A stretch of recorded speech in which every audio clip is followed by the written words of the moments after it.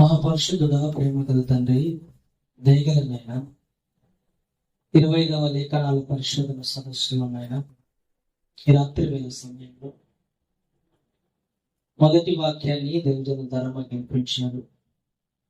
తర్వాత మరొక పాఠాన్ని నేను ఆలోచిస్తుండగా, లేఖనాలు పరిశీలిస్తుండగా మాకు కావలసిన జ్ఞానాన్ని, వివేకాన్ని అనుగ్రహించారు.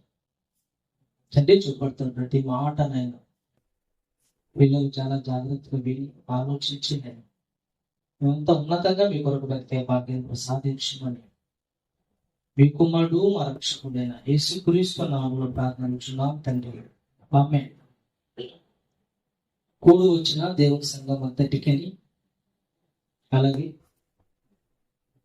25వ లేఖనాల పరిశోధన సదస్సుకు వచ్చిన దైవ సేవకులందరికీ, రెవరెండ్ స్టీఫెన్ బెలియన్ గారికి, అలాగే రంజిత్ గారికి, అలాగే రెవరెండ్ పాస్టర్ సుందరరాజ్ గారికి, ప్రతి ఒక్కరికి ప్రభు పేరు వందనాలు చేసుకుంటున్నాను. ప్రియులారా, 25వ లేఖనాల పరిశోధన సదస్సులో ఒక మంచి పాఠాన్ని మనం ఇంతవరకు దైవజనులు చిన్నగారు మనం విన్నాం. మరొక పాఠాన్ని మనము 4 జీవుల సారాంశం అనే ఒక మంచి పాఠాన్ని మనం ఆలోచన చేద్దాం. ఒక మంచి పాఠాన్ని మనము ఆలోచన చేద్దాం. 4 జీవుల సారాంశం. ప్రకటన గ్రంథంలో రాయబడిన ఈ 4 జీవుల సారాంశాన్ని మనము ఆలోచించాలంటే, ఒక్కో జీవు గురించి మనం నేర్చుకోవాలంటే మినిమం ఒక గంట పడుతుంది కనుక ఈ 4 జీవుల గురించి క్లుప్తంగా, అర్థవంతంగా దాని యొక్క వివరణ, దాని యొక్క సారాన్ని మనము ఈ యొక్క పరిశోధనలో మనము నేర్చుకుంటాం. ప్రకటన గ్రంథం అనగానే చాలా మంది ప్రకటన గ్రంథ స్పెషలిస్టులు ఉంటారు. మిగిలిన 65 పుస్తకాలు మాకు అవసరం లేదు, ప్రకటన గ్రంథంపై నాకు మంచి పట్టు ఉంది, ప్రకటన గ్రంథంలో నేను మంచి ప్రొఫెసర్ అని చాలా మంది చెప్పుకుంటారు. కానీ వాస్తవానికి ప్రకటన గ్రంథం అర్థం అవ్వాలంటే ముందున్న 65 పుస్తకాలు మనకు అర్థం అవ్వాలి. 65 పుస్తకాలు ఉన్న మాటలే ప్రకటన గ్రంథంలో ఉంటాయి. ప్రకటన గ్రంథం అనేది స్పెషల్ బుక్, ఏదో దీంట్లో కనపడుతున్న బొమ్మలు, కనపడుతున్న జంతువులు, కనపడుతున్న ఈ యొక్క అక్షరాలను చూసి చాలా మంది పొరపాటు పడుతుంటారు. కానీ ప్రకటన గ్రంథం నీకు అర్థం అవ్వాలంటే ముందున్న 65 పుస్తకాలు మనకి చదివితేనే కానీ మనకి అర్థం అవ్వదు. మిగిలి ఉన్న పుస్తకాల్లో ఉన్నదే ప్రకటన గ్రంథంలో కూడా ఉంటుంది. అయితే ఈ ప్రకటన గ్రంథాన్ని రాసినటువంటి యోహాను గారు 5 పుస్తకాలు రాశారు. యోహాను సువార్త, 3 పత్రికలు, తర్వాత ప్రకటన గ్రంథం. ఈ ప్రకటన గ్రంథం ఎలా రాయబడిందంటే రూపకలంకారంగా రాయబడింది. అంటే ఈ ప్రకటన గ్రంథాన్ని దేవుడు దర్శనము ద్వారా కొన్ని బొమ్మలను చూపించి ఆ బొమ్మల్ని రాయమన్నాడు. చూడండి, ప్రకటన గ్రంథం 1వ అధ్యాయం 1వ వచనం. యేసుక్రీస్తు తన దాసులకు కనపరుచు దేవుడు ఆయనకు అనుగ్రహించిన ప్రత్యక్షత ఈ సంగతులు త్వరలో సంభవింపనై ఉన్నవి. ఆయన తన దూత ద్వారా వర్తమానమును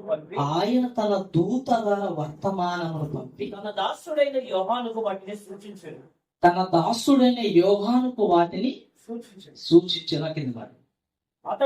అతడు దేవుని వాక్యమును గూర్చి యేసుక్రీస్తు సాక్ష్యమును గూర్చి తాను చూచినంత మటుకు సాక్ష్యం ఇచ్చాడు. తాను చూచినటువంటి మాటకు సాక్ష్యం ఇచ్చానంటే దేవుడు బయలుపరిచాడు, వాటిని దర్శనం ద్వారా రాశాడు. అయితే ప్రకటన గ్రంథం అనగానే చాలా మంది ఇది భవిష్యత్ గ్రంథం అంటారు, అంటే జరగబోయే గ్రంథం అంటారు, సంగతులు అంటారు. కానీ వాస్తవానికి ప్రకటన గ్రంథంలో జరిగిపోయిన సంగతులు ఉన్నాయి, జరగబోతున్న సంగతులు ఉన్నాయి, జరుగుతున్న సంగతులు కూడా ఉన్నాయి.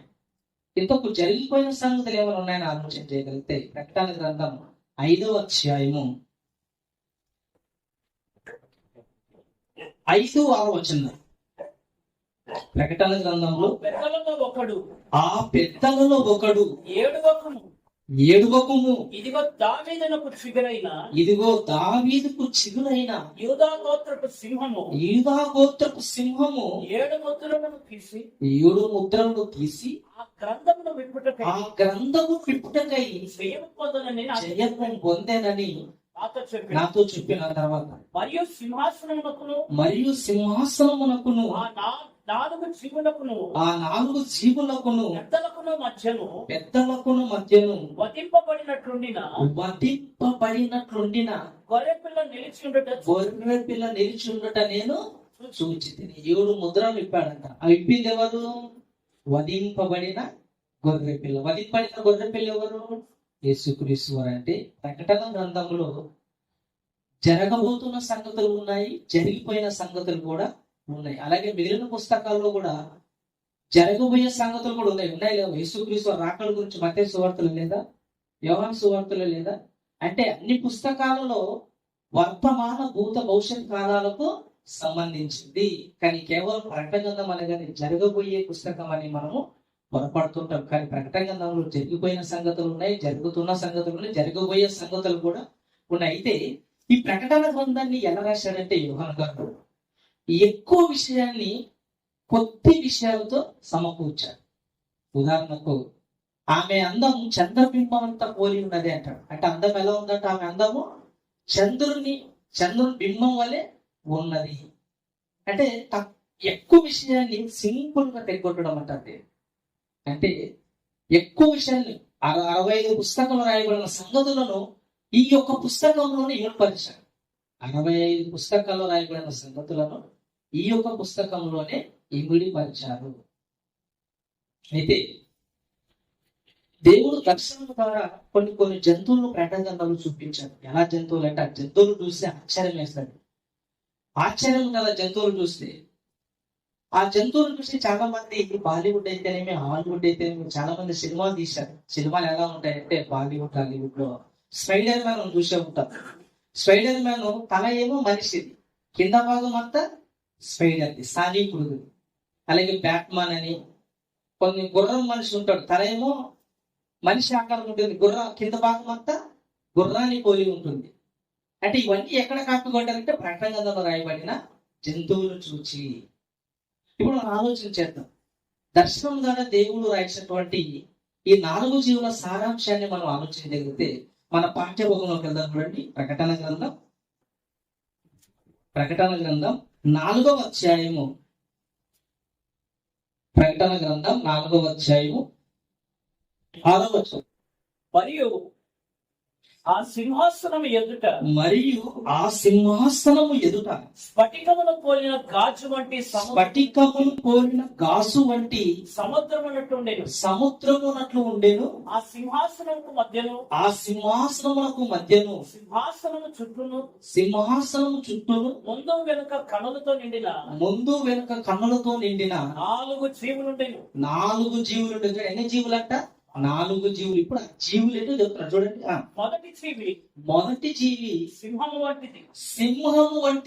రెండవ జీవి దూడ వంటిది. మూడవ జీవి మనిషిని ముఖము వంటి ముఖము గలది. నాలుగవ జీవి ఎగురుచున్న పక్షిరాజు వంటిది. ఇక 4 జీవులు మనకి కనపడుతున్నాయి. వంటిది అన్నాడా? అవి అన్నాడు. సింహము వంటిది అన్నాడా? సింహం అన్నాడా? సింహము వంటిది అంటే సింహాన్ని పోలిన వంటిది. తర్వాత దూడ వంటిది. తర్వాత మనిషిని ముఖమును పోలిన వంటిది. తర్వాత పక్షిరాజు వంటిది. ఏంటి ఇదే 4 జీవుల గురించి పాత నిబంధనలో యెహెజ్కేలు గ్రంథం కూడా రాయబడుతుంది. యెహెజ్కేలు గ్రంథం 1వ అధ్యాయము 5వ వచనం. యెహెజ్కేలు గ్రంథం 1వ అధ్యాయము. దానిలో నుండి 4 జీవులు, దానిలో నుండి 4 జీవుల రూపము గల ఒకటి కనపడేను. వాటి రూపము మానవ స్వరూపము వంటిది. ఒక్కొక్క దానికి 4 ముఖములు, 4 రెక్కలు గలవు. 4 రెక్కలు. 10 వచ్చిన 10, 11 కింద ఆ నాలుగింటి ఎదుట చదువు. ఆ నాలుగింటి ఎదుటి ఆ నాలుగు ఎదుటి ముఖ రూపములు ముఖ రూపములు మానవ ముఖము వంటివి. మానవ ముఖము వంటిది. కుడి పార్శ్వపు రూపములు కుడి పార్శ్వపు రూపములు సింహము ముఖము వంటి. సింహము ముఖము వంటిది. ఎడమ పార్శ్వపు ముఖములు ఎడమ పార్శ్వపు ముఖము ఎత్తు ముఖము వంటివి. ఎద్దు ముఖము వంటిది. నాలుగింటికి పక్షిరాజు ముఖం వంటి నాలుగు పక్షిరాజు ముఖం వంటిది ముఖములు కలవు. ముఖములు కలిసి ఏస్కేల్ గ్రంథములు కూడా ఇదే నాలుగు జీవుల గురించి రాయబడింది. సింహం గురించి రాయబడింది, ఏంటి దూడ గురించి రాయబడింది, అలాగే పక్షి గురించి రాయబడింది. మనిషి ముఖము అంటే ముఖము అంటే ఆల్రెడీ ఏస్కేల్ గ్రంథములోనే ఈ విషయాల్ని ప్రస్తావించాడు. మరలా యోహాను గారు ఎందుకు రాయిస్తున్నాడంటే యేసుక్రీస్తు రెండవ రాకడలో ప్రపంచ మానవాళికి ఎలాంటి పరిస్థితులు ఎదుర్కొంటున్నారు, అపవాది వలన సమాజానికి ఎలాంటి ప్రమాదాలు వస్తాయన్నది ఈ దర్శనము ద్వారా మరలే నాలుగింటి జంతువుల ద్వారా మనకి నేర్పించాలనుకున్నాడు. ఇప్పుడు ఈ నాలుగు జీవులుగా చూస్తే మనకి అర్థం అవ్వదు. రూపకలంకారంగా రాయబడింది. ముందుగానే చెప్పాం కదా, ప్రకటన కదా ఎలా రాయబడిందంటే రూపకలంకారంగా పోల్చి చెప్పండి. ఉదాహరణకు ఆది కాండంలో ఫరో కళ వచ్చింది. ఫరో నది తీరాన ఉన్నప్పుడు 7 బలిసిన ఆవులు, 7 పక్క చిక్కిన ఆవులు, 7 పుష్టిగా ఉన్న ఆవులు, 7 పక్క చిక్కిన ఆవులు. ఈ పక్క చిక్కిన 7 ఆవులంట బలిసిన ఆవుల్ని మింగేశాయట. ఇక్కడ మనము ఆవులుగా తీసుకుంటే మనకు అర్థం అవుతుంది, అందులో సారాన్ని తీసుకుంటే మనకు అర్థం అవుతుంది. ఆవులుగా తీసుకుంటే మనకి ఏమి అర్థం అవ్వదంటే అర్థం ఏంటంటే 7 బలిసిన ఆవులు అంటే 7 పక్క చిక్కిన ఆవులు, 7 బాగా పుష్టిగా ఉన్న ఆవులు మింగేసాయట. అర్థం ఏంటంటే అప్పుడు యేసు గారు వచ్చి కలభావాన్ని చెప్తారు. ఏం చెప్తారంటే 7 పుష్టిగా ఉన్న ఆవులు అర్థం ఏంటంటే 7 సంవత్సరాలు మనకి ఏ ఆహారం పొదువా ఉండదు. ఈ 7 సంవత్సరాలు మనం పుష్టిగా మన పంటలు పండుతాయి. 7 సంవత్సరాలు ఆకలి అనేది మనకి ఉండదని దాని అర్థం. మరి 7 పక్క చిక్కిన ఆవులు అర్థం ఏంటంటే ఈ మరలా వచ్చి 7 సంవత్సరాలు మనకి కరువులు ఉంటాయి. ఏముంటాయి? కరువు ఉంటుంది. ఆ 7 సంవత్సరాలు మనం తినడానికి ఆహారం కూడా ఉండదు. అంటే ఈ 7 ఆవులు ఎంత పరమార్థం తాగింది చూడండి. అలాగే ఇక్కడ రాయబడిన ఈ 4 జీవులుగా చూస్తే మనకి అర్థం అవ్వదు. అందులో ఏదో పరమార్థం ఉంది, అందులో ఏదో వాస్తవం ఉంది.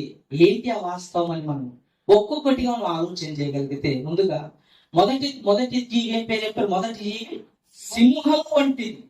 నేను మొదటి జీవి ఏది? సింహం వంటిది. ప్రకటన గ్రంథం 4వ అధ్యాయం 6వ వచనంలో రాయబడిన ఈ 4 జీవులు మనకు అర్థం అవ్వాలంటే ఇదే ప్రకటన గ్రంథము 6వ అధ్యాయం 1వ వచనం నుంచి మనం చదివితే స్పష్టంగా మనకి అర్థమవుతుంది. మొదటి జీవి ఏదన్నా? మొదటి జీవి సింహము వంటిది. ఇప్పుడు మనకి సింహము వంటిది అర్థం అవ్వాలంటే 6వ అధ్యాయము 1వ వచనం నుంచి చూస్తే మనకు అర్థమవుతుంది. ఇందుకు 4 జీవులు మొదటి జీవి గురించి ఆలోచన చేద్దాం. మొదటి జీవి సింహము వంటిది. ఆ గొర్రెపిల్ల చూడండి, 6వ అధ్యాయం 1వ వచనం, ఆ గొర్రెపిల్ల మొదటి 2 వచనం. ఆ గొర్రె పిల్ల ఆ 7 ముద్రలలో మొదటి దానిని విప్పినప్పుడు, ఆ 7 ముద్రలలో మొదటి దాన్ని విప్పినప్పుడు నేను చూడగా ఆ 4 జీవులలో ఒకటి. చూడండి, ఆ 4 జీవులలో ఒకటి రమ్ము అని. ఆ 4 జీవులు ఒక జీవి ఏంది? సింహము వంటిది. చూడండి, కనబడుతుంది కదా సింహం ఎలా ఉండేది? సింహంగా ఉంటుంది, రెక్కలు ఉంటాయి, రెక్కలకు కన్నులు ఉంటుంది. ఎలా ఉంటది? రెక్కలకి కన్నులతో ఉంటుంది. ఎందుకు? దాంట్లో పరమార్థం ఏంటి? దేవుడు ఏం చెప్పాలనుకుంటున్నాడు యోగాను ద్వారా అన్నది మనం ఆలోచన చేయగలిగితే, మొదటి జీవి సింహం పిలిచిందట. పిలిస్తే అప్పుడు ఏమొచ్చింది చదవండి. ఉరుము వంటి స్వరము చొప్పుట వింటి. ఉరుము వంటి స్వరము చొప్పుట వింటిని. మరియు నేను చూడగా ఇదిగో ఒక తెల్ల గుర్రము కనబడినో. దాని మీద అక్కడే ఉన్నారు. ఒక తెల్లని గుర్రాన్ని పిలిచినట్టు. ఎవరు పిలిచారు? మొదటి జీవి ఏంది? సింహం వంటిది. సింహము కాదు, సింహము వంటిది. సింహము వంటిది. ఈ సింహం వంటిది ఎవరైనా అర్థం కావాలంటే మనకి సింహం అర్థం ఏంటంటే క్రూర జంతువు. సింహానికి అర్థం ఏంటి? క్రూర జంతువు. ఈ సింహము వంటిదంటే సింహాన్ని పోలిన జంతువు ఏముంది బైబిల్లో ఆలోచన చేయగలిగితే, మొదటి పేతురు పత్రిక 5వ అధ్యాయము 8వ వచనం చూడండి ఒకసారి. ఇప్పుడు మళ్ళా వద్దాం, ప్రకటన 6వ అధ్యాయంలో మళ్ళా వద్దాం. చూడండి, మొదటి పేతురు పత్రిక 5వ అధ్యాయం 8వ వచనం. నిబ్బరమైన బుద్ధి గలవారై నిబ్బరమైన బుద్ధి గలవారై మెలకువగా ఉండడి. మీ విరోధి అయిన మీ విరోధి అయిన అపవాది గర్జించు సింహం వలె గర్జించు సింహము వలె. చూడు, సింహం అన్నాడా, సింహం వలె అన్నాడా? సింహము వలె ఎవరిని ఎవరిని మృంగుదలని మీ ఇద్దరు వెతుకుచూ తిరుగుతున్నాడంటే మొదటి జీవి ఎవరో తెలుసా? సింహము వంటిది. అంటే సింహాన్ని పోలిన అపవాది, సాతాను, దెయ్యం. కానీ ఈరోజు ఈ 4 జీవుల గురించి సమాజంలో 4 రకాలుగా 4,000 రకాలుగా బోధలు ఉన్నాయి. ఎన్ని రకాలుగా? 4 రకాలుగా కాదు, 4,000 రకాలుగా బోధలు ఉన్నాయి. ఈ మొదటి జీవి ఏంటంటే చాలా మంది ఏం చెప్తారంటే యేసుక్రీస్తు అని అంటారు. ఇదిగో యూదా గోత్రపు సింహము అన్నారు. అంటే ఈ సింహం అనబడింది కనుక సింహం 2 మ్యాచ్ అయింది కనుక యేసుక్రీస్తు అనేసారు. కానీ సింహము వంటిది అన్నాడా, సింహము అన్నాడా? సింహము వంటిది ఎవరైనా అపవాది. ఇప్పుడు సింహం అంట ఎవరు పిలిచి ప్రకటనకు వచ్చేయండి 6వ అధ్యాయం. ఇది చాలా కష్టమైన పాఠం. అది దయచేసి బాగా అర్థం చేసుకోండి. ఎంత కష్టమైన పాఠం అంటే చాలా కష్టమైన పాఠం. కనుక ఈ 4 జీవులు మనకు అర్థమైతే భవిష్యత్తులో ఎలాంటి ప్రమాదం మన కళ్ళ ముందు జరుగుతున్నా మనకు స్పష్టంగా అర్థమైపోతుంది. ఎందుకు యోహాను ద్వారా ఎందుకు రాయించాడు అన్నది మనకి చక్కగా ఈ 4 జీవులు మనం పరిశీలిస్తే చక్కగా దీని సారాన్ని మనము రాబట్టగలుగుతాం. ప్రకటన గ్రంథం 6వ అధ్యాయం 2వ వచనం. ఈ సింహం అంట మొదటి జీవంట తెల్లని గుర్రాన్ని పిలిచిందట. మరియు నేను చూడగా నీవు చూడగా ఇదిగో ఒక తెల్లని గుర్రము కనబడి ఇదిగో ఒకటి తెల్లని గుర్రము కనపడెను. అక్కడ తెల్లని గుర్రం దేనికి సంకేతం? తెలుపు అంటే ఏంటర్థం? పవిత్రకు సూచన. తెలుగు అనగానే పవిత్రతకు సూచన. కనుక తెలుపు అనగానే ఎవరికంటే సాధారణంగా తెలుపు అన్నది యేసుక్రీస్తు వారు వెంబడించిన వారు తెలుపుగా బైబిల్ గ్రంథంలో రాయబడింది. ఎక్కడ రాయబడింది? ఇదే ప్రకటన గ్రంథం చూడండి 19వ అధ్యాయం 11వ వచనం. ప్రకటన గ్రంథం 19వ అధ్యాయం 11వ వచనం. మరియు పరలోకము తెరవబడి ఉండుట చూచి తిని అప్పుడు ఇదిగో తెల్లని గుర్రం ఒకటి కనబడెను. దాని మీద కూర్చుండి ఉన్న వాడు నమ్మకమైన వాడు సత్యవంతుడును అను నామము గలవాడు. ఎవరి గురించి రాయబడిందన్నమాట? యేసుక్రీస్తు గురించి రాయబడింది. యేసుక్రీస్తు ఏ గుర్రం పైన కూర్చున్నాడంట? తెల్లని గుర్రం పైన కూర్చున్నాడంటే తెల్లని గుర్రాలు ఎవరికి సంబంధించినవి? యేసుక్రీస్తుకు సంబంధించినవి. యేసుక్రీస్తు వెంబడించే మనకు సంబంధించింది. మనం చూడండి దేవదూతలు కూడా 14వ వచనం. అదే 19వ అధ్యాయం 14వ వచనం. చాలా జాగ్రత్తగా రాసుకోండి. ఒక్కసారి వింటే మనకి పాఠం అర్థం అవుతుంది. మరలా దాన్ని చదివితే మనకి స్పష్టంగా అర్థమవుతుంది. 14వ వచనం. పరలోకమందున్న సేనలు చూడండి. పరలోకమున్న సేనలు కూడా దేని కలిగి ఉన్నాయంట? శుభప్రదమైన తెల్లని నారబట్టలు ధరించుకొని తెల్లని గుర్రము లెక్కి ఆయనను వెంబడించను. అంటే తెల్లని గుర్రానికి వెంబడించేది ఎవరు? యేసుక్రీస్తు వారు, పరలోకంలో ఉన్న సేనలు. అంటే మరి ఇక్కడ తెల్లని గుర్రం రమ్మనింది కదా. మొదటి సింహము, మొదటి దూడ. తెల్లని గుర్రంతో సంబంధం ఏముంది అనకంటే తెల్లని గుర్రం అంటే ఏంటో తెలుసా? అది స్వచ్ఛమైనది. కానీ తెల్లని గుర్రం ఎలాంటిదంటే అపవాది తెల్లని గుర్రాన్ని ధరించుకుంది. ఎలాగా? తెల్లని గుర్రాన్ని ధరించుకొని ఈ గుర్రము ద్వారా మనకి ఏం ధరించుకున్న తర్వాత అదే 6వ అధ్యాయం తెల్లని గుర్రాన్ని ధరించి దాని మీద ఒకటి విల్లు పట్టు. 6వ అధ్యాయం 2వ వచనం. మరియు నేను చూడగా ఇదిగో ఒక తెల్ల గుర్రము కనబడేను. దాని మీద ఒకడు విల్లు పట్టుకొని కూర్చుండేను. అంటే సింహం మొదటి జీవి ఏం చేసిందంటే తెల్లని గుర్రాన్ని పిలిచింది.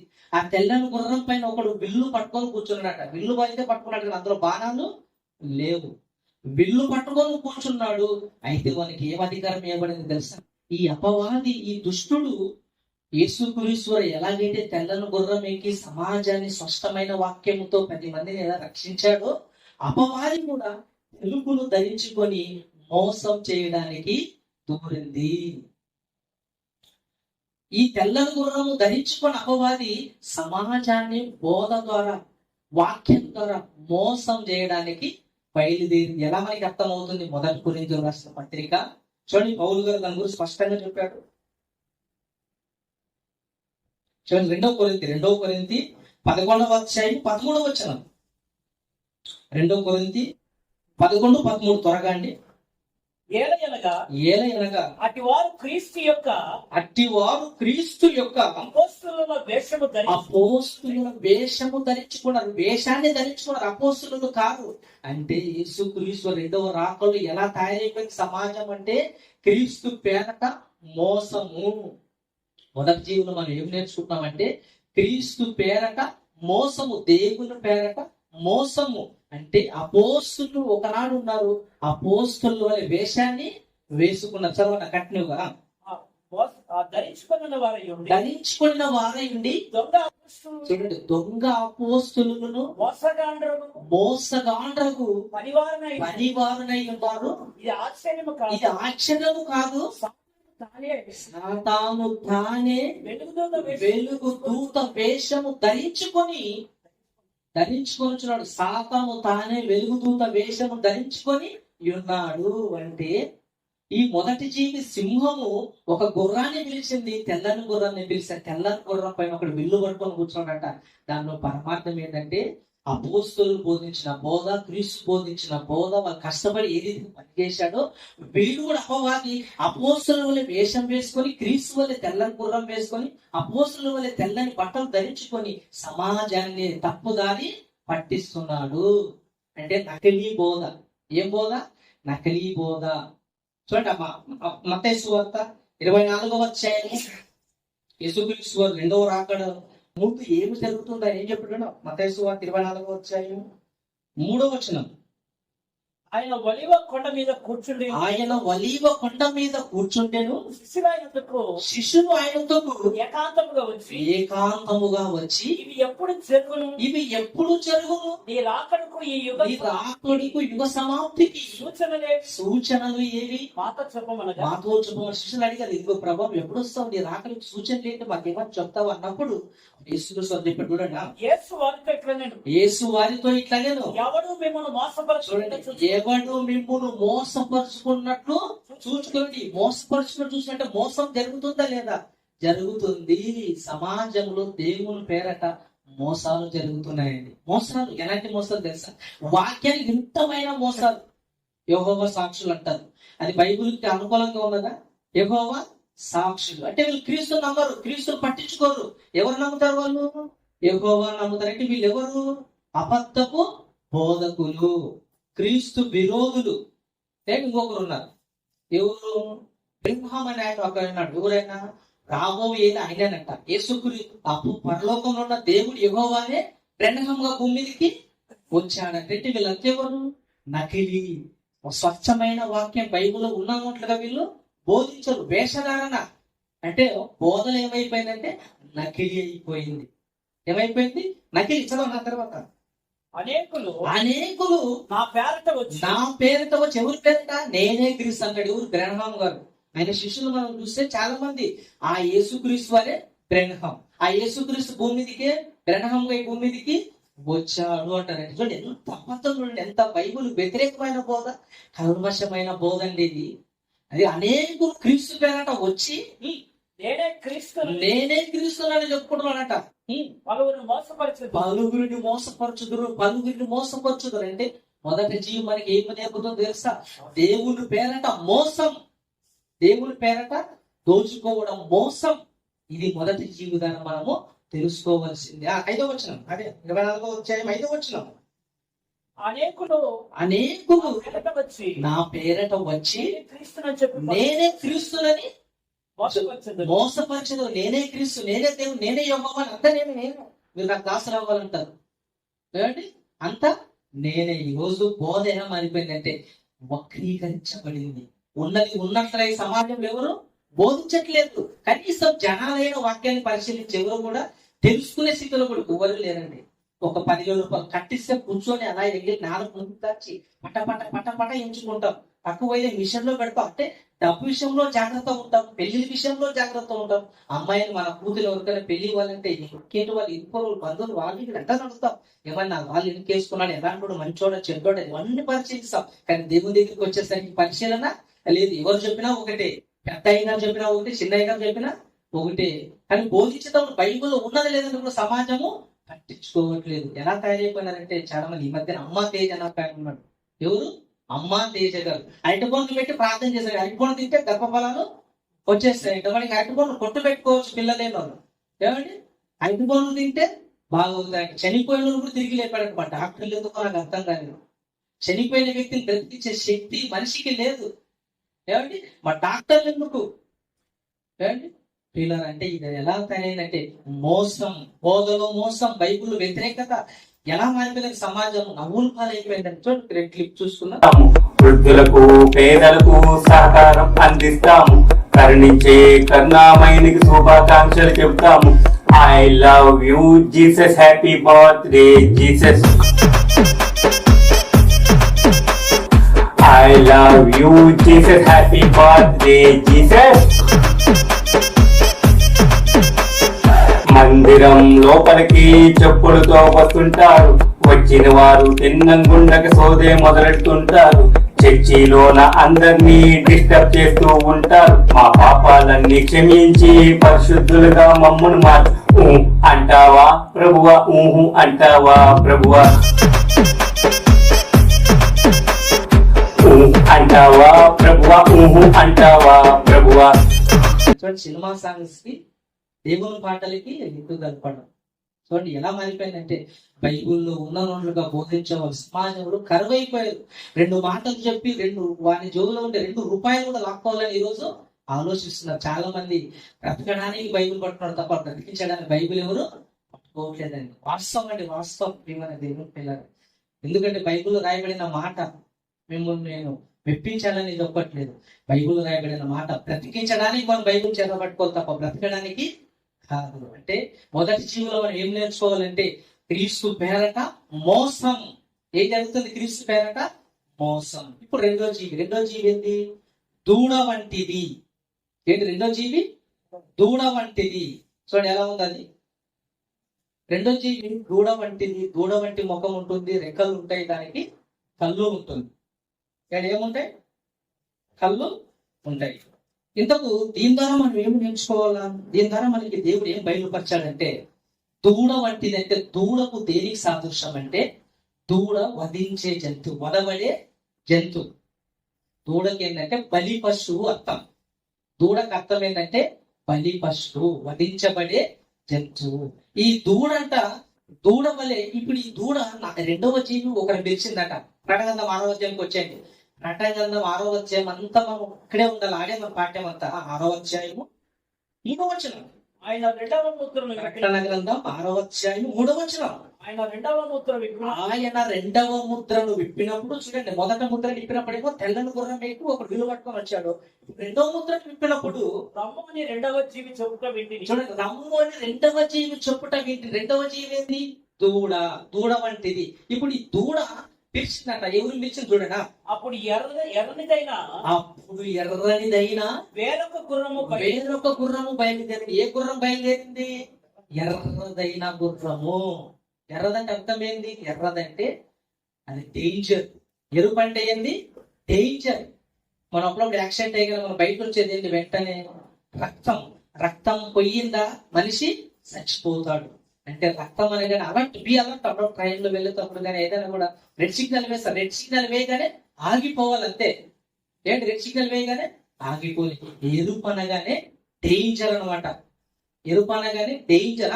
ఎర్రని గుర్రం బయలుదేరి బయలు వెళ్ళను. మనుషులు ఒకరినొకడు చంపుకున్నట్లు సమాధానం లేకుండా. చూడండి, ఈ రెండవ జీవి ఎర్రని గుర్రాన్ని పిలిస్తే ఆ ఎర్రని గుర్రాన్ని మీద ఎవరు కూర్చున్నాడట? మనుషులలో ఒకరినొకడు చంపుకున్నట్లు భూలోకములో సమాధానము లేకుండా గుర్రం మీద కూర్చున్న వానికి అధికారం ఇవ్వబడి. గుర్రం మీద కూర్చున్న వానికి అధికారం ఇవ్వబడేను. మరియు ఈ ఎర్రని గుర్రం మీద కూర్చున్న వానికి ఏం అధికారం ఇవ్వబడింది? రక్తపాతము. ఏంటి? రక్తపాతం. చంపుకోవడం, సమాధానం అనేది ఉండదు. అంటే ఈ రెండవ జీవి ఎర్రని గుర్రాన్ని పిలిచాడు. ఎర్ర అనగానే డేంజర్. ఈ ఎర్రని గుర్రం మీద కూర్చున్న వాడంటే ఏం చేస్తున్నాడంట? భూలోకములో సమాధానము లేకుండా ఒకరికొకరు చంపుకుంటున్నట్టు రక్తపాతాన్ని సృష్టించాడు. అంటే యేసుక్రీస్తు రెండవ రాకలు ఏం జరుగుతుందో తెలుసా? రక్తపాతం జరుగుతుందని చంపుకుంటారు, పొడుచుకోవడం. అన్న తన తమ్మునికి ఒక సెంటు భూమి తక్కువ వచ్చిందని గొడ్డలతో నరికేశాడు. ఇవన్నీ ఏంటి? రక్త సంబంధలే, గర్భాన పుట్టిన వాళ్ళే. కేవలం పొలాని కోసము చంపుకుంటున్నారు. గర్భాన పుట్టిన కొడుకునే కడ తీర్చిన తల్లి, గర్భాన పుట్టిన కొడుకునే కడ తీర్చిన తండ్రి. చూడండి, ఇవన్నీ మనం న్యూస్ లో చూస్తుంటాం. నిత్యమంటే ఏమి రెండవ జీవితం మనం ఏం నేర్చుకుంటామంటే, సమాజంలో ఆ రెండవ జీవితాల సంతాన అపవాది ఎలా మారిపోయిందంటే ఒకరినొకడు చంపుకోవడం, ఒకరినొకరు మొత్తం రక్తపాతముగా మారిపోయింది. చూడండి, వీడియో చూసుకుందాం.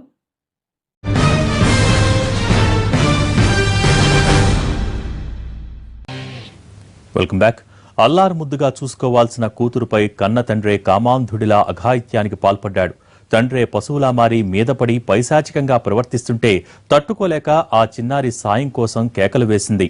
అయినా ఆ మానవ మృగం కనికరించలేదు. కూతురు నోట్లో గుడ్డలు కుక్కి అత్యాచారం చేశాడు ఆ రాక్షసుడు.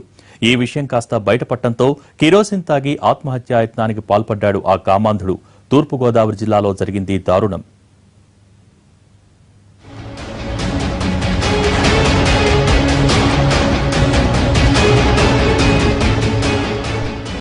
తూర్పుగోదావరి జిల్లా చాలా చూశారు కదా ఎలా మారిపోయిందంటే పరిస్థితి. వాట్సాప్ తెరవగానే కన్న తండ్రి కూతుర్ని చెరిచి చంపిన దృశ్యాలు మనకు రోజు కనపడుతున్నాయి. ఈ రోజు అత్త కోడలని లేదు, కొడుకు తల్లని లేదు, భార్య భర్త అని లేదు, ఏమి లేదు, చంపుకోవడమే, నరుకోవడం. ఇలా చూశారు కదా రోడ్డు పైన. రోడ్డు పైన ఎలా కారణంగా చెప్పాడు. అంటే మనిషిని ఒక కోడి కోస్తుంటేనే మనం చూడలేకపోతాం. ఒక కోడిని కోస్తుంటేనే పిల్లవాడు నాన్న భయపడతాడు కదా. అలాంటి ఈరోజు మనిషి ఎలా మారిపోయిందండి. చెయ్యి నరికితే చెయ్యి కట్ అయిపోయింది, తల పుట్టిన తల నరకబడ్డాయి, చేతులు బొల్లంతా నరికి పెట్టాడంటే అంటే సమాజం ఎలా మారిపోయిందంటే చంపుకోవడము.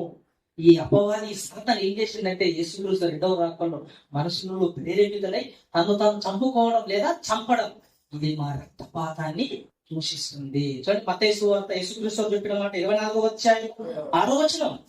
మరియు మీరు యుద్ధములను గూర్చి, చూడండి, మరియు మీరు యుద్ధములను గూర్చి, యుద్ధ సమాచారముల గూర్చి వినబోదురు. మీరు కలవరపడకుండా చూసుకోండి. ఇవి జరగవలసి ఉన్నవి కానీ అంతము వెంటనే రాదు. యుద్ధాలు ఈరోజు చూడండి, ఇశ్రాయేలుకి ఇరాన్ ఎన్ని యుద్ధాలు జరుగుతున్నాయి చూడండి. యుద్ధాలు, వార్తాపత్రిక తీసే యుద్ధం, వాట్సాప్ ఆన్ చేసే యుద్ధం, యూట్యూబ్ ఆన్ చేసే, ఫేస్బుక్ ఆన్ చేసే యుద్ధాలు. వాళ్ళ ఇంటి చంపుకోవడం, ఆ గ్రామం ఈ గ్రామం మీద పడి చంపుకోవడం, ఆ వ్యక్తి ఈ వ్యక్తిని చంపుకోవడం, ఇవన్నీ హత్యలు, మానభంగాలు, ఇవన్నీ దారుణాలు మన సమాజంలో జరుగుతున్నాయి. చూడండి ఒక మాట, ప్రకటన గ్రంథం 6వ అధ్యాయము 4వ వచనం. అప్పుడు ఎర్రదైన వేరొక గుర్రం బయలువెళ్ళును. మనుషులు ఒకరినొకడు చూడండి, మనుషులు ఒకరినొకరు చంపుకోవచ్చు. అంటే ఎర్రని గుర్రం పైన కూర్చున్న వాడు ఏం చేస్తున్నాడు? చంపుకోవడమే. భూలోకంలో సమాధానము లేకుండా చేయుటకు ఈ గుర్రం మీద కూర్చున్న వానికి అధికారం ఇవ్వబడెను. గుర్రం మీద కూర్చున్న వానికి అధికారం ఇవ్వబడెను. రెండవ జీవి దూడ పిలిచిందంట, ఎర్రని గుర్రం వచ్చింది. ఎర్రని గుర్రం మీద కూర్చున్న వాడు ఏం చేస్తున్నాడు? సమాజంలో సమాధానం లేకుండా చంపుకోవడం, చంపడము తిరుగుతూ ఉంది. చూడండి ఒక మాట, యోహాను సువార్త 16వ అధ్యాయం 2వ వచనం. యోహాను సువార్త 16వ అధ్యాయం 2వ వచనం. 16 వారు మిమ్మల్ని సమాజ మందిరం, చూడండి, వారు మిమ్మల్ని సమాజ మందిరంలోనికి వెలువేయుదురు. మిమ్మల్ని చంపు ప్రతివాడు తాను దేవునికి సేవ చేయుచున్నానని కాలం వచ్చుచున్నది.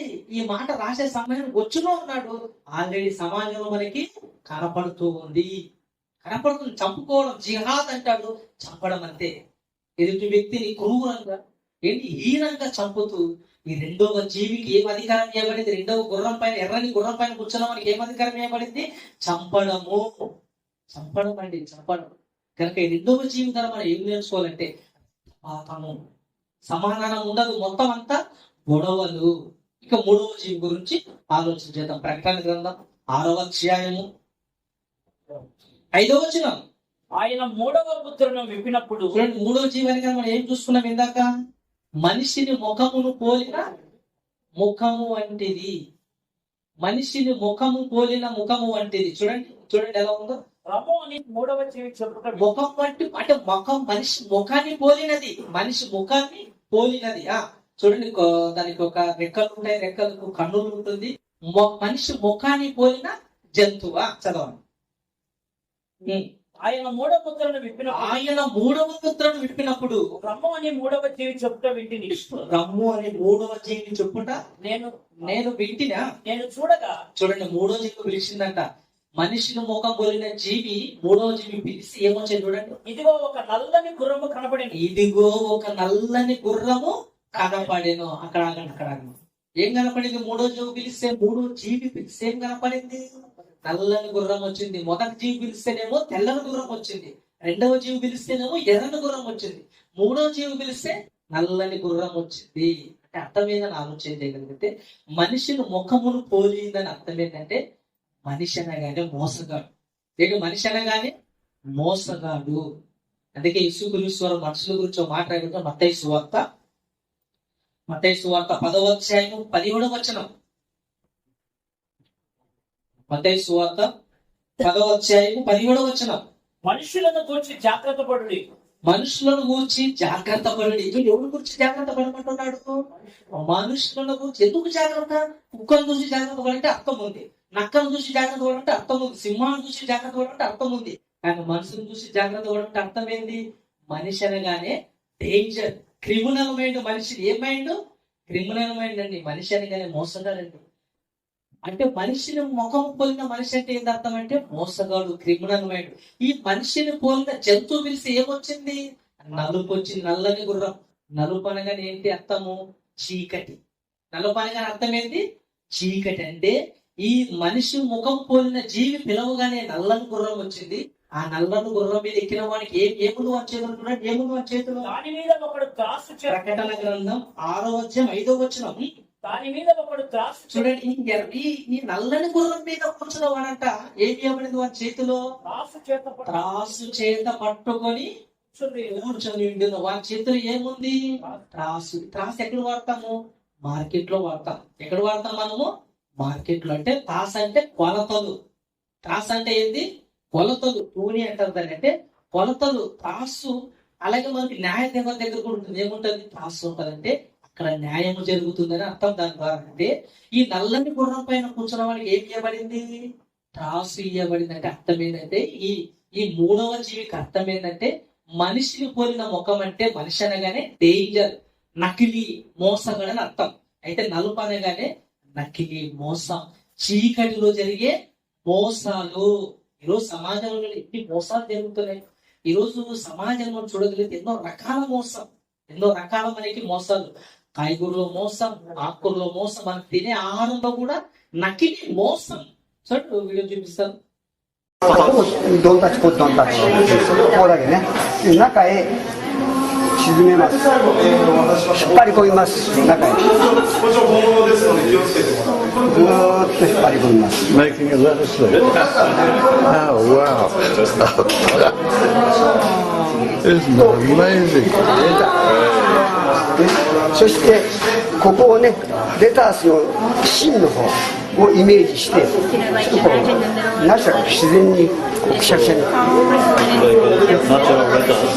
ナチュラル センターそしてライトレフトスポンこれ飛べませんのでこのままこう伸ばしますプレービッググレープ OK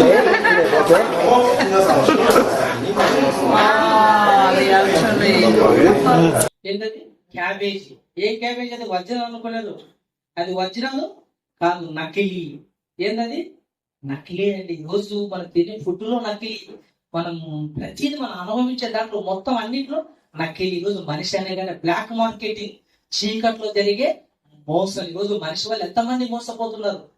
ఈరోజు పెట్టుబడులని, కాయిన్స్ అని, ఆ కాయిన్స్ అని మొబైల్ ద్వారా ఎంతో మంది యువత ఏం చేస్తుందంటే డబ్బులు ఎక్కువ వస్తాయని ఏం చేస్తున్నారు? మార్కెట్ లో పెట్టుబడి పెట్టి ఆ బానిసై ఆత్మహత్యలు చేసుకున్న వాళ్ళు, డబ్బులు పాలై ఆత్మహత్య చేసుకున్న వాళ్ళు కూడా మనకి ఎంతో మంది కనపడుతున్నారు. అంటే ఈ మూడవ జీవి మీద కూర్చున్నవాడు, నల్లని గుర్రం మీద కూర్చున్నవాడు దేని తక్కలు పట్టుకున్నాడు, కొలత తూలి పట్టుకొని ఏం చేస్తున్నాడు?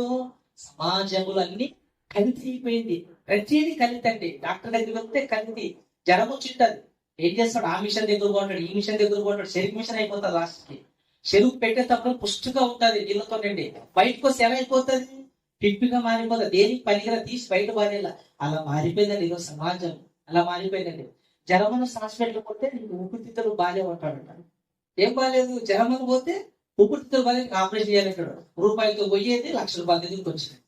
ఎలా వచ్చింది? రూపాయితో టాబ్లెట్ వేసుకుంటే, పారాసిటమాల్ వేసుకుంటే పోయేది ₹1,00,000 ఆపరేషన్ చేసే ఖర్చుకు వచ్చింది. చూడండి, నడుము వస్తుందంటే కిడ్నీ ప్రాబ్లం అన్నాడు. నడుము వస్తుందంటే కిడ్నీ ప్రాబ్లం అన్నాడు. కాళ్ళ నొప్పులు అంటే చిప్పు అరిగిపోయినాయి అన్నట్టు. అవన్నీ మార్చాలంటే కోట్ల రూపాయలు, లక్షలు ఈరోజు మోసాలు జరుగుతున్నాయి. దేంట్లో? మార్కెట్ లో మోసం, మనం వాడే వస్తువుల్లో మోసం, ప్రతిదీ మోసం అండి. అప్పుడప్పుడు ఆన్లైన్ లో మనం చాలా మంది అమెజాన్, ఫ్లిప్కార్ట్ లో కొనుక్కుంటుంటారు. నేను మన ఒక సూట్ బుక్ చేసుకున్నాను. ఆ తీరా చూస్తే ఎట్లుందంటే సట్టు మాదిరి ఉంది, సూట్ గా లేదండి. ఎలా మారిపోయింది? ఫోటో పెట్టడేమో సూట్ గా భలే పెడతాడు, దిగలేని అట్లా మందంగా పెడతాడు. కానీ తీరా వచ్చిన తర్వాత ఓపెన్ చేసి చూసి ఏముంటది? అందులో ఏముంటది?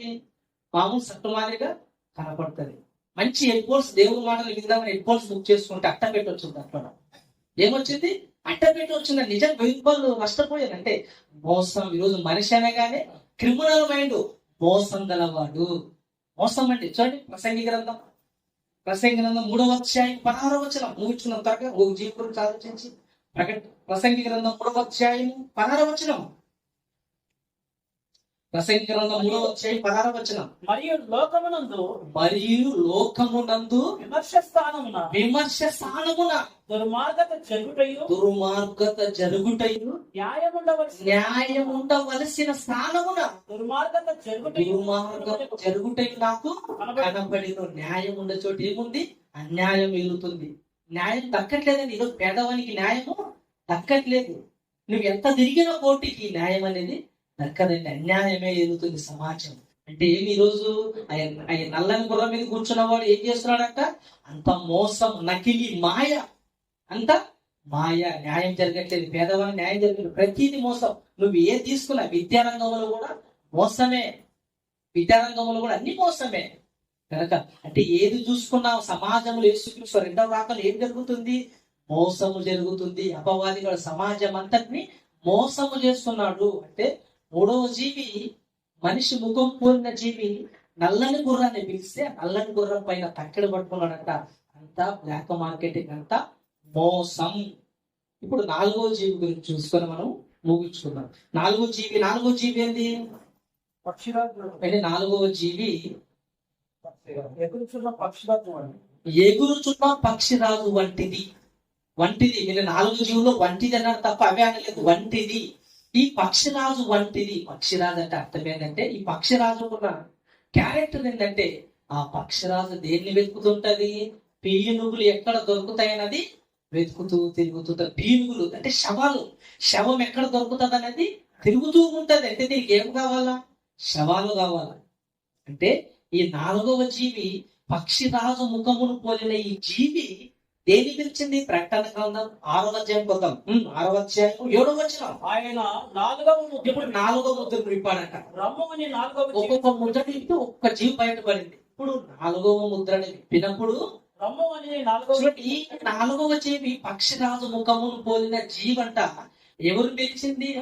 అప్పుడు నేను చూడగా ఇదిగో పాండు వర్ణము గల ఒక గుర్రము కనపడిను.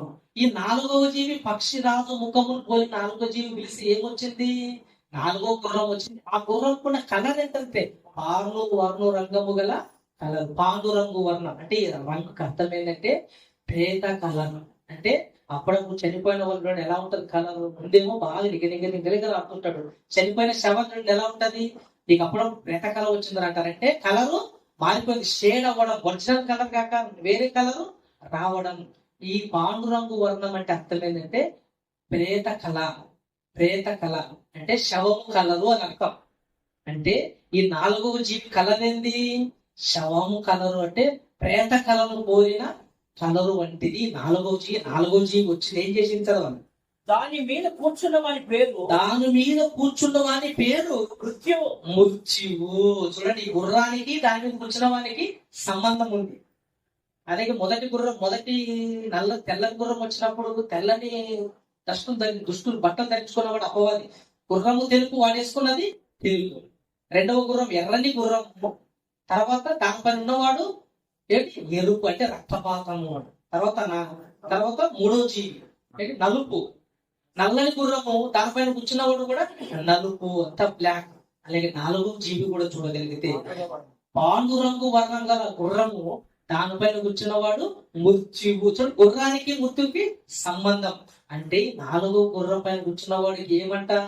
మృత్యువు అంట. మృత్యువు పాతాళ లోకము వానిని వెంబడించి పాతాళ లోకము వాణిని వెంబడించను. అంటే మృత్యు రాగానే ఏం క్యాచ్ చేసుకుంటుంది? పాతాళ లోకం. ఈ రోజు మనిషికి మరణము రాగానే మనిషి ఎక్కడికి వెళ్ళిపోతాడు? పాతాళానికి వెళ్ళిపోతాడు. ఒక్క క్షణములోనే పాతాళములకు దిగుదురు. అంటే మరణము రాగానే పాతాళం అని ఏం చేస్తుంది? క్యాచ్ చేసేస్తుంది.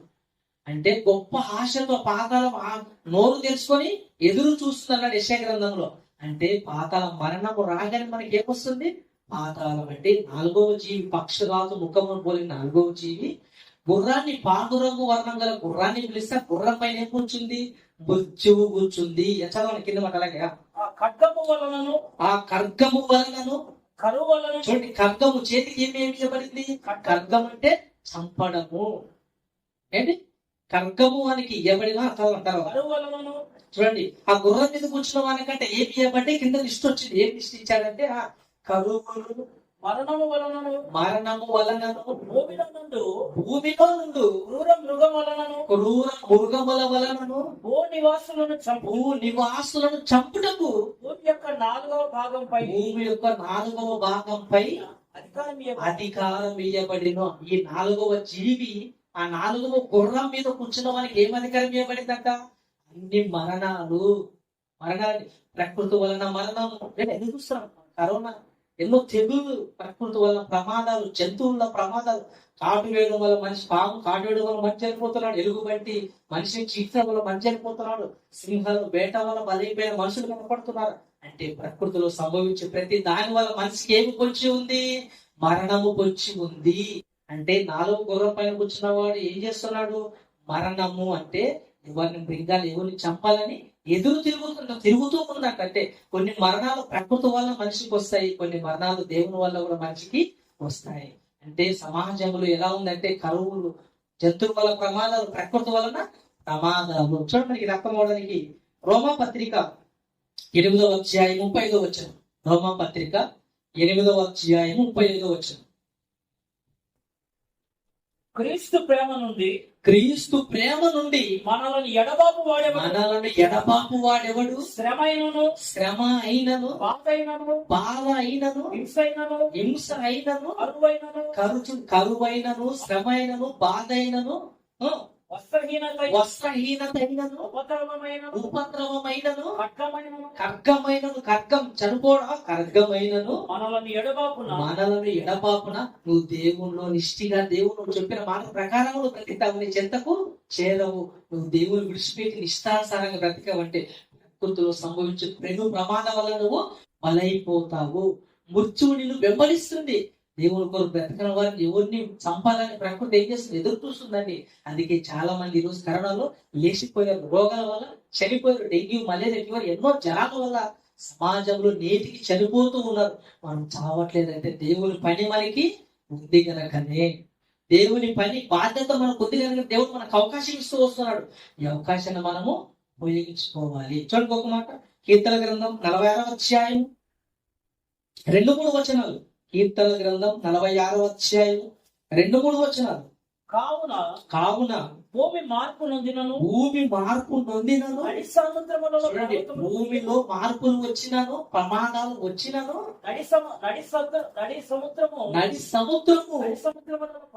నడి సముద్రములు పర్వతములు మునిగినను, వాటి జలములు ఘోషించినను, మురుగు కక్కినను, ఆ పొంగులకు పర్వతములు కదిలమును. మనము భయపడము. ఎప్పుడు భయపడము? దేవుణ్ణిలో ఉంటే మనకు భయం లేదు. దేవుణ్ణిలో ఉన్నవానికి మరణం ఎప్పుడు వచ్చినా ధైర్యం అండి. మరణం ఎప్పుడు వచ్చినా, ఎందుకంటే దేవుణ్ణిలో ఉన్నవానికి మరణము భయపడు. చూడు, బాగా చదివేవానికి పరీక్ష రాత్రి పెట్టినా రాస్తాడు రాయలేదు. నువ్వు ఎప్పుడు లేపినా, నువ్వు ఎప్పుడు అడిగినా సిద్ధం అంటాడు. దేనికి? పరీక్ష రాయడానికి.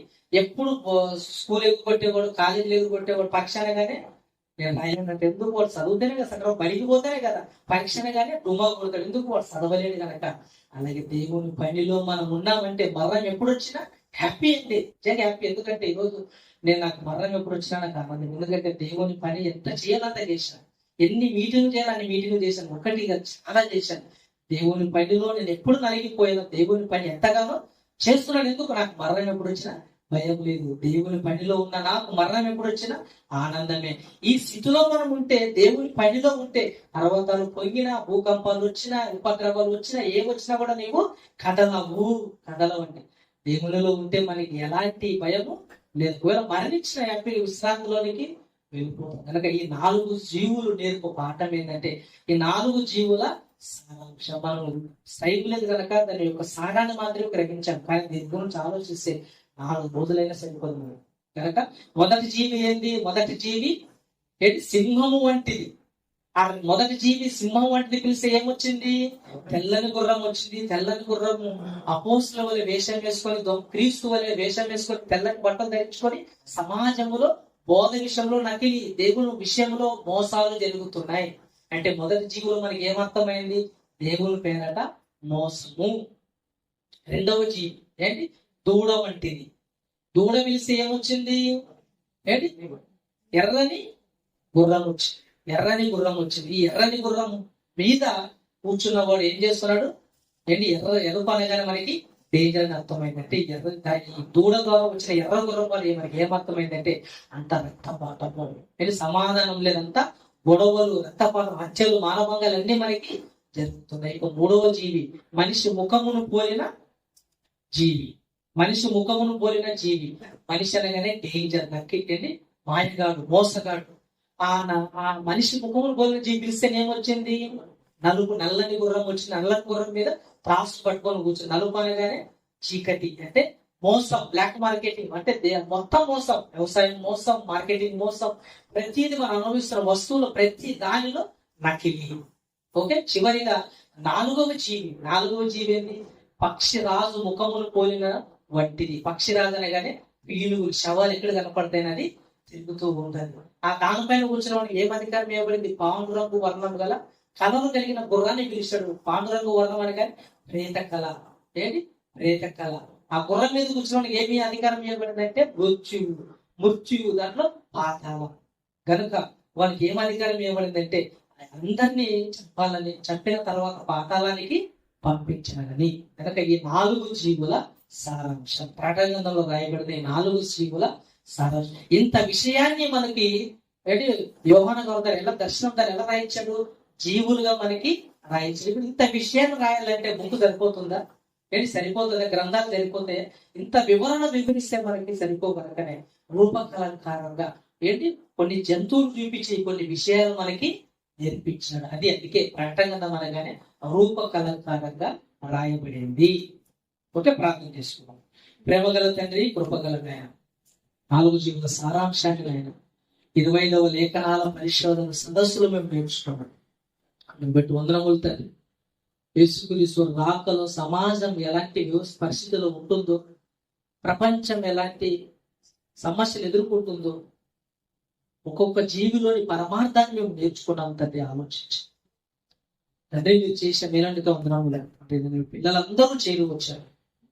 ఈ లేఖనాల పరిశోధనలో చేరి నేను మహాజ్ఞాన సంగతులు నేర్చుకున్నాను. చెప్పిన ప్రతి మాట నేను నేర్చుకున్న మేము సమాజానికి ఉన్నట్లుగా బోధించే నాకే చేరు వచ్చిన ప్రతి ఒక్కరిని జ్ఞాపకం చేసిన కుటుంబాలను దీవించండి. మొదటి ప్రసంగాన్ని అందించిన దైవజనులు తోడుకోవాలండి, మా కుటుంబాన్ని దీవించండి. అలాగే వచ్చిన పెద్దలు, దైవ సేవకులు ప్రతి ఒక్కరిని నేను వారు దీవించండి. వారు చేస్తున్న పరిచయం అంతట్లో మీరు తోడుకోవాలి తండ్రి. మా జ్ఞానం మాకు నేర్పిన మీ కుమారుడు మాకు జయశల్ గారి ద్వారా ప్రార్థిస్తున్నాం. ఆయన ఇంకా మంచి ఆరోగ్యాన్ని ఇవ్వండి, ఆశను ఇవ్వండి. ఆయన ద్వారా మహాజ్ఞానం సంగతులు మాకు నేర్పించి మరి తోడు